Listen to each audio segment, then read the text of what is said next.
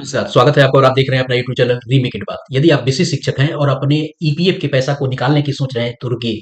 जी हाँ, मैं बहुत पहले से ये बात उठाता आ रहा हूँ, जोर-जोर तक आप तक सवाल उठाकर और सचेत करते हुए आप तक इन्फॉर्मेशन पहुँचा रहा हूँ कि अभी जल्दीबाजी नहीं कीजिए।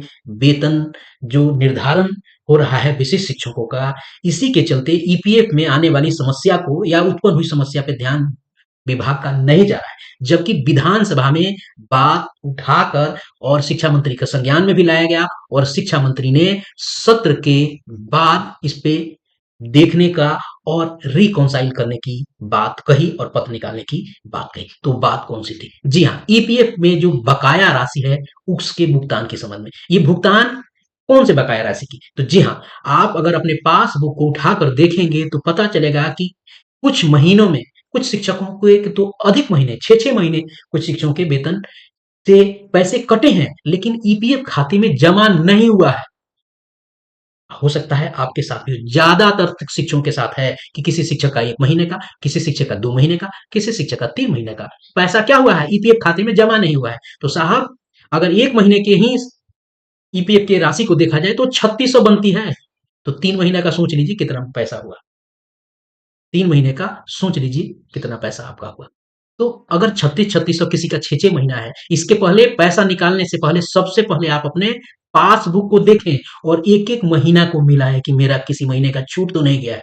तो विभाग इस पे काम कर रहा है और आप जल्दीबाजी में पैसा निकालने के फेर में पड़े हैं, लगता है कि खाता बंद हो जाएगा। साहब खाता 3 साल तक नहीं बंद होगा और 3 साल तक आपको 8.25% जो अभी निर्धारित ब्याज है, वो मिलता रहेगा, भले कटौती हो रही हो या नहीं हो रही है। तो चलिए इस वीडियो के माध्यम से हम आपको जो पहले बताते आ रहे हैं, फिर से बता रहा हूँ और पत्र निकलने लगे हैं अलग-अलग जिलों से कि जो कटौती शिक्षकों के वेतन से हुई है, लेकिन ईपीएफ के खाते में जमा नहीं हुआ है, उसको रिकॉन्साइल करने के लिए डेट निकालने जाने लगे हैं। तो साहब आपने जो अपना पासबुक है उसको चेक किया है, उसको चेक कीजिए और सूचित कीजिए और इंतजार कीजिए विभाग के अगले आदेश का ताकि रिकॉन्साइल आपके ईपीएफ खाते का हो सके। उसके बाद आपको विथड्रॉल के लिए जाना चाहिए। ये मेरा अपना व्यक्तिगत सुझाव है। पहले हम विधानसभा में उठाए गए ईपीएफ से संबंधित प्रश्न और उसके शिक्षा मंत्री के जवाब को देखेंगे। उसके बाद इस पत्र में क्या आदेश हुआ है ईपीएफ खाते के रिकॉन्साइल होने का, उसके पूरे पत्र का विश्लेषण करेंगे और ये अपडेट आप तक पहुंचाएंगे। तो पहले देखते हैं विधानसभा में सवाल और ईपीएफ से संबंधित शिक्षा मंत्री के जवाब। माननीय मंत्री जी, मैं आपसे एक आग्रह करना चाहती हूं कि दरभंगा में ईपीएफ कटौती से संबंधित प्रकरण है। शिक्षकों को नियमित ईपीएफ खाते में प्रति माह भुगतान नहीं किया जा रहा है, जिससे हजारों शिक्षकों के खाते में माह जुलाई और दिसंबर का पैसा जमा नहीं हुआ है। यह मामला 2024 का है। जिलों में डीपीओ स्थापना पैसा नहीं जमा करवा रहे हैं। मधुबनी जिले में वर्ष 2021 के सितंबर से दिसंबर तक 4 महीने की राशि कटने के बाद खाते में जमा नहीं की गई है। करोड़ों रुपए गबन का प्रकरण है। ऐसे ही विसंगतियां अन्य जिलों में भी है। माननीय मंत्री जी से मैं आग्रह करना चाहूंगी कि इसकी जांच करवा के इसमें हजारों शिक्षक एवं अब साक्षरता परीक्षा पास करने के बाद विशिष्ट शिक्षक बन चुके हैं। इस राशि को पीपीएफ खाते में या फिर जमा करके इस राशि का भुगतान जल्द करवाया जाए, इसका मैं आपसे आग्रह करती हूँ माननीय मंत्री। माननीय सभापति महोदय, कुछ ऐसे मामले हैं जहां पर ये अभी लंबित है मामलों को, उनको हम समीक्षा करा करके जो माननीय सदस्य की चिंता है उसको हम जरूर दूर करेंगे। अभी कुछ नियुक्तियां भी प्रक्रियाधीन है, उसके बजट सेशन के बाद ये जो कमियां हैं उसको हम लोग निश्चित रूप से पूरा एक बात सुन बहुत लीजिए, बहुत धन्यवाद भुगतान कर देंगे। एक बात सुन लीजिए, इस सदन के उर्मिला जी, इस सदन नहीं, चलिए बैठिए ना, बैठिए, कुछ कहते हैं सुन लीजिए। सदन की परंपरा है और हम लोग इज्जत करते हैं कि सदन के नेता माननीय मुख्यमंत्री जब कोई बात करते हैं तो उस समय खड़ा होकर के नहीं करना चाहिए, बात को अच्छी तरह से सुनना चाहिए। अब इस तरह से मैं पहले से खड़े हैं, जब मुख्यमंत्री खड़े हो जाते तो आप ही हो जाएगा। हम खड़ा होकर आपको बैठाने के तभी भी आप लोग नहीं बैठे और इसीलिए कोई एक्शन होता है तो आप लोग कहते हैं कि ये एक्शन ले लिया गया। ये परंपरा को सभी के लिए है। जब सदन नेता बोलते हैं तो आपके लिए कुछ उपयोगी बात बोल रहे हैं, इसको हला में मत उड़ाइए और ये लागू रहेगा, याद से मैं बता देता हूं। चलिए, हाँ बोल रही, बोलिए। का जो विषय है, प्रोविडेंट फंड का अकाउंट रिकॉन्साइल नहीं हो रहा है। महोदय, जो शिक्षक नियोजित थे, सरकारी सेवा में आए तो सेम अकाउंट कंटिन्यू नहीं किया विभाग ने। जब अकाउंट कंटिन्यू नहीं हुआ तो उनका पैसा वापस जाना है, और ये हजारों करोड़ रुपए है। मेरी प्रार्थना है प्रोविडेंट फंड के अकाउंट को रिकॉन्साइल कराया जाए। खाते में जमा हुआ कि नहीं तो आने वाले दिनों में सरकार का यह बड़ी जिम्मेवारी बन जाएगी। आपने पैसा दिया, पैसा कटा, लेकिन वो जमा हुआ कि नहीं, और हुआ तो उनके खाते में आया कि नहीं। खाता नंबर तो इंडिविजुअल होता है।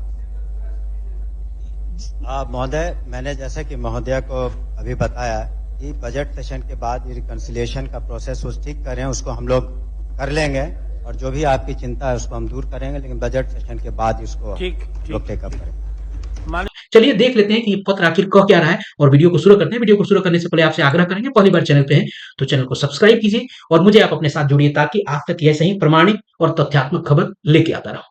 चलिए वीडियो को देखते हैं। वीडियो में है कि आपके सामने स्क्रीन पे है जिला शिक्षा पदाधिकारी भोजपुर आरा के माध्यम से जो पत्रांक है 2992 स्थापना कार्यालय से निकला है, और ये 19/4/2025 को निकला है, और ये सभी प्रखंड के लेखापाल को भेजा गया है।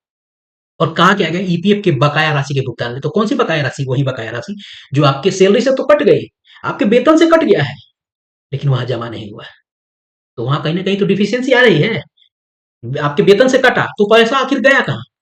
इसका सवाल विधानसभा में बड़े जोर से उठाया गया।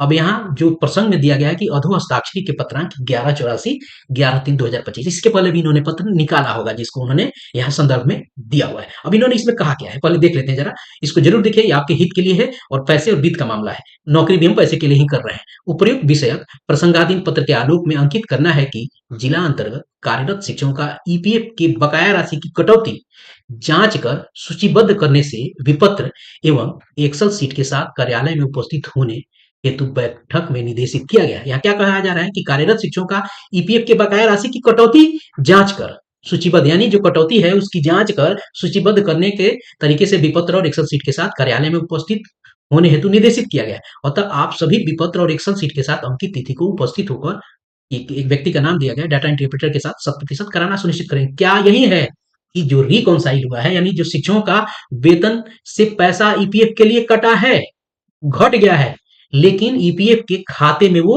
प्लस नहीं हुआ, यानी जमा नहीं हुआ है। तो यही आपको विभाग क्या करेगा और सारे प्रखंड के लोग क्या करेंगे कि उनके शिक्षकों के वेतन से जो कट गया है, यहाँ से जो वेतन से कट गया उनकी सूची और जो ईपीएफ में जमा हुआ है उनकी सूची से मिलान हो जाएगा, तो पता चलेगा यहाँ 110 लोगों का पैसा कटा, लेकिन जमा हो रहा है 105 लोगों का। तो 5 लोग कौन से लोग हैं? तो किनका जमा नहीं हुआ है, तो उन लोगों का जमा फिर से यहाँ कराया जाएगा। तो अभी पूरे शिक्षकों का जो डाटा है वो रिकॉन्साइल किया जाएगा, और पता चलेगा किया जाएगा कि कौन से आपको विद्यालय के शिक्षक हैं, चाहे कौन से ऐसे शिक्षक हैं जिनका पैसा तो कटा लेकिन गया नहीं। तो इसलिए आप भी वेट करें, इंतजार करें, क्योंकि यह बात विधानसभा में उठी है। आपके लिए मैंने वीडियो, कई उस सेशन का वीडियो मैंने डाला हुआ है, ऑडियो नहीं वीडियो डाला हुआ है, जिसमें शिक्षा मंत्री ने आश्वासन दिया है कि विधानसभा सत्र के बाद उस पर हम कार्रवाई करेंगे और पत्र निकाल के इसको हम देख लेंगे। क्योंकि जिस दिन आपको महिला दिवस था 8 मार्च, उसी दिन ये सवाल उठाए गए थे। तो विधानसभा के सत्र को जाके आप देख लीजिए, वीडियो भी आपको इस चैनल पे उपलब्ध है। 8 ही मार्च को निवेदिता सिंह माननीय जो सदस्य हैं विधान परिषद, उन्होंने ये सवाल उठाए थे। तो ये है, आप हड़बड़ी नहीं कीजिए, नहीं तो आपको हो जाएगा अच्छा खासा नुकसान, हजारों में नुकसान होगा।